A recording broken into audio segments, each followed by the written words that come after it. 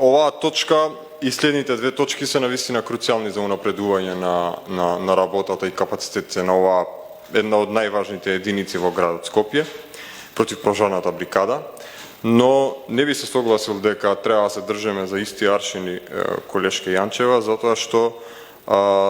тоа се аршини воспоставени кои што можеби не се предвидени легално, односно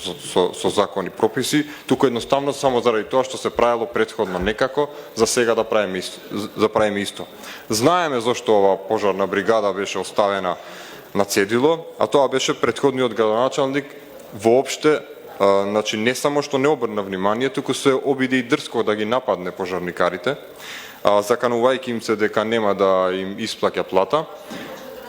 Да, на точката на дневен ред сум, секако. Ќе поминам на суштинската забелешка која што сакам да ја кажам во однос на унапредување на работата на противпожарната бригада.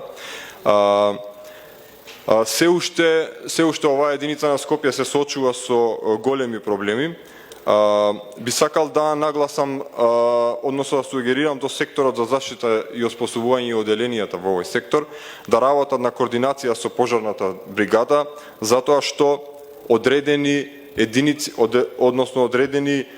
тела кои што се во насока формирани, а не се под надлежност на градот, како на пример противпожарните друштва, кои што се под локалните единици,